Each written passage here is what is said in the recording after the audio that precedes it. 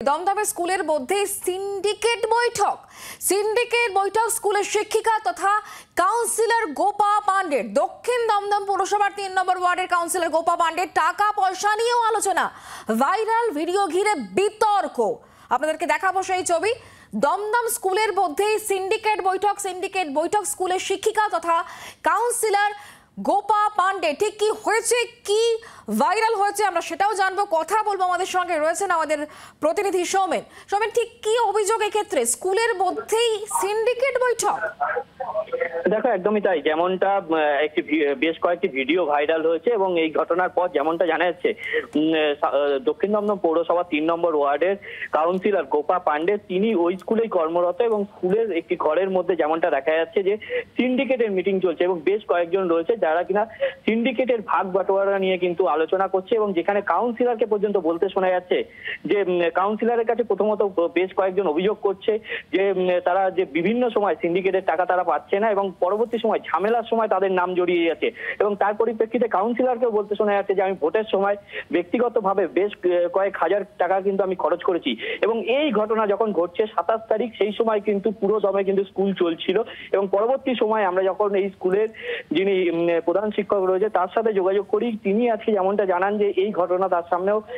তিনি জানতে পেরেছেন এবং এই ঘটনার সাথে কারা কারা যুক্ত ছিল এবং ওই দিন মিটিং এর সময় কোন টিচার ছিল এবং যেমনটা জানাচ্ছে ওই স্কুলের টিচার এবং ওই ওয়ার্ডেরই কাউন্সিলর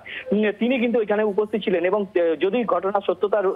থেকে থাকে তাহলে কিন্তু ঘটনার পুরো বিবরণ চাইবেন এবং ব্যবস্থা নেওয়া হবে, সেরকমটাই কিন্তু প্রধান শিক্ষক আশ্বাস দেন। যার বিরুদ্ধে মূলত অভিযোগ তার কোনো বক্তব্য পাওয়া গিয়েছে গোপা পাণ্ডে?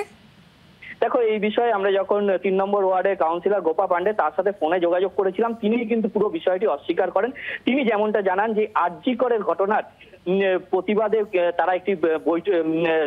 আন্দোলন করবেন এবং তার আলোচনা করবার জন্য সেদিন ওইখানে কিন্তু জমায়েত হয়ে মিটিং করছিলেন, কিন্তু পুরো বিষয়টিতে কোথাও আরজি করের ঘটনা কিন্তু উল্লেখ নেই। সেখানে কিন্তু যে ভিডিও ভাইরাল হচ্ছে সেখানে কিন্তু শোনা যাচ্ছে যে সিন্ডিকেটের টাকা ভাগ বাটোয়ারা নিয়ে কিন্তু আলোচনা এবং তার ভিত্তিতেই কিন্তু স্কুলে সেই সময় একটি বৈঠক হচ্ছিল।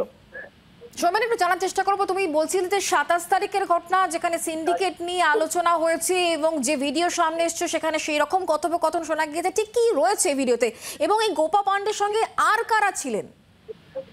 দেখো, যেমনটা জানা যাচ্ছে যে ৩ নম্বর ওয়ার্ডের বেশ কয়েকজন কিন্তু তৃণমূল কর্মী তারা কিন্তু সেখানে উপস্থিত ছিল এবং সেই সময় কিন্তু এই যে গোপা পাণ্ডে ৩ নম্বর ওয়ার্ডের কিন্তু তিনি বর্তমান কাউন্সিলর এবং যে স্কুলে মিটিং চলছিল যে দমদম যে মাঠকলের যে স্কুল এবং সেই স্কুলেরই কিন্তু তিনি শিক্ষিকা এবং সেই স্কুলেরই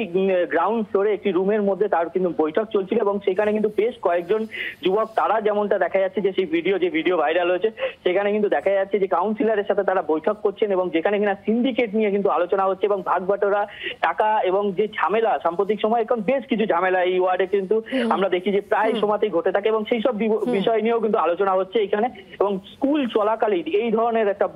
স্কুলের মধ্যে এই ধরনের একটা বৈঠক কি করে হয় এই নিয়ে কিন্তু প্রশ্ন তুমি নজর রাখো। সৌমেন, ধন্যবাদ। বাংলার আওয়াজ, বাঙালির আবেগ, জি ২৪ ঘন্টা।